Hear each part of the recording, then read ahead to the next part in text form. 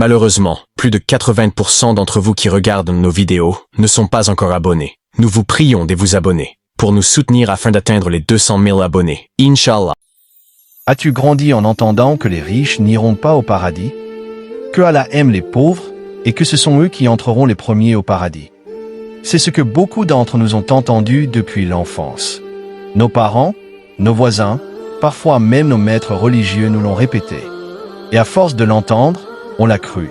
Mais aujourd'hui, il est temps de corriger cette idée, sans excès, sans confusion. Parce que mal comprise, elle paralyse. Elle tue l'ambition. Elle décourage l'effort. Elle pousse des jeunes à croire que rester inactif est une forme de piété. Mais ce n'est pas ce que l'islam enseigne. Je ne suis pas en train de dire que les pauvres n'entreront pas au paradis. Je ne suis pas non plus en train de dire que les riches y entreront automatiquement. Ce que je dis, c'est que le paradis, pour y accéder, demande des efforts, des actes et parfois un minimum de stabilité matérielle. Regarde les 5 piliers de l'islam. La shahada est accessible à tous, riches ou pauvres. La prière, elle aussi, est ouverte à tous, en théorie. Mais en pratique, comment prier sereinement quand ton ventre crie famine? Quand tu n'as pas mangé depuis 2 jours, ou quand tu penses à ton loyer impayé, à tes enfants malades, la concentration devient un luxe. Et pourtant, la prière exige la concentration. Ce n'est pas que le pauvre ne peut pas prier, mais c'est plus difficile, et l'islam n'est pas une religion qui veut te compliquer la vie. Le 3e pilier, la zakat, c'est une obligation, mais seulement pour ceux qui ont atteint un certain niveau de richesse. C'est fort, cela veut dire qu'un des 5 piliers de l'islam ne concerne pas les pauvres. Il concerne ceux qui ont les moyens, parce qu'Allah veut que tu gagnes, que tu possèdes, pour que tu puisses ensuite partager. Pas pour que tu gardes tout, mais pour que ton argent devienne une voie vers le bien. Le jeûne, 4e pilier, est accessible, mais là encore, il demande un minimum. Rompre le jeûne dignement, se nourrir suffisamment, éviter la maladie. Tout cela demande un équilibre. Jeûner avec un estomac déjà vide à longueur d'année, ce n'est pas de la spiritualité, c'est de la souffrance.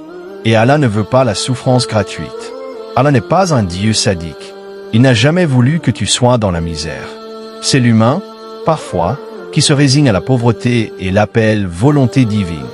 Le Hajj enfin, 5e pilier. C'est littéralement impossible sans argent. Qui peut aujourd'hui marcher de l'Afrique à la Mecque? Qui peut partir sans billet, sans passeport, sans hébergement? Encore une fois, Allah a lié un pilier fondamental de ta foi à ta situation financière. Pas pour t'humilier, mais pour te pousser à t'élever, à chercher, à travailler, à t'organiser. C'est ça le vrai message. Le prophète Mohammed, lui-même, ne méprisait pas les riches. Il a vécu des périodes de pauvreté, oui, mais autour de lui, des compagnons riches faisaient partie des plus aimés. Abdurrahman ibn Aw, Uthman ibn Affan et d'autres ont mis leur fortune au service de l'islam. Et ils ne se sont jamais entendus dire « Tu es trop riche pour être pieux ». Ils étaient généreux, humbles, utiles, et Allah les a élevés. Alors pourquoi aujourd'hui, tant de musulmans fuient l'argent comme s'il était haram? Pourquoi glorifier la misère comme si elle garantissait le paradis? Ce n'est pas la pauvreté qui mène au paradis. C'est la foi, c'est la sincérité, c'est l'effort dans l'obéissance. Et parfois, la pauvreté est un obstacle à cet effort. Elle rend amer, elle rend jaloux, elle pousse à voler, à mentir, à quémander. Pas toujours, mais souvent, et c'est pour cela qu'il faut oser dire la vérité.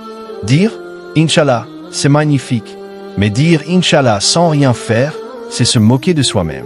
Le vrai tawakkul, la vraie confiance en Allah, c'est d'agir et de lui laisser le résultat. Le prophète disait « Attache ta chamelle et fais confiance à Allah ». Il ne disait pas « Laisse ta chamelle en liberté, Inch'Allah elle ne s'échappera pas ». Allah aime ceux qui agissent. Il a dit dans le Coran « L'homme n'obtient que le fruit de ses efforts ». Pas de ses souhaits, pas de ses plaintes, mais de ses efforts. Arrêtons de dire que la pauvreté est noble. Elle peut l'être si elle est subie avec patience. Mais elle n'est pas un but, elle n'est pas une fierté. Le prophète a demandé refuge contre la pauvreté. Il a dit « Ô Allah, je cherche refuge auprès de toi contre la pauvreté et l'humiliation ». Cela suffit à comprendre. Et si toi, musulman, tu veux aider ta communauté, ta famille, ton peuple, tu dois te lever, tu dois te former, Tu dois travailler, tu dois construire, tu dois gagner. Gagner proprement, gagner avec foi, gagner avec halal, et ensuite, donner, parce que celui qui donne n'est jamais inférieur à celui qui reçoit. Dans la sourate Al-Baqarah, verset 274, Allah dit, ceux qui dépensent leurs biens, de nuit et de jour, secrètement et ouvertement, auront leur récompense auprès de leur Seigneur. Tu entends? Ceux qui dépensent, donc ceux qui possèdent, donc ceux qui ont osé chercher. Et cela, c'est aussi une forme de spiritualité. Alors non, je ne dis pas que seuls les riches iront au paradis. Mais je dis que le paradis demande un minimum d'équilibre. Et qu'Allah n'a jamais demandé la souffrance. Il a demandé l'effort, il a demandé la justice, il a demandé la générosité. Et pour donner, il faut avoir. Que ce message pénètre ton cœur. Ne te cache plus derrière Inch'Allah pour rester inactif. Ne te cache plus derrière c'est la volonté d'Allah pour justifier l'échec. Cherche la subsistance licite. Construis-toi un avenir propre. Et avec cet argent, aide, élève, répare et avance. Car ce chemin est aussi un chemin vers le paradis. Alors si tu es intéressé par des conseils pour gagner de l'argent de manière halal, tu es au bon endroit.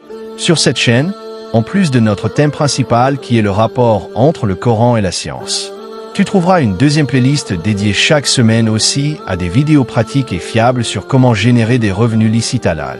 Donc, si tu es nouveau, sache que cette chaîne est d'abord centrée sur la découverte des merveilles du Coran à travers la science, mais elle s'ouvre aussi à l'aspect concret du quotidien. Comment gagner de l'argent proprement, sans compromis, sans haram. Abonne-toi pour ne rien manquer.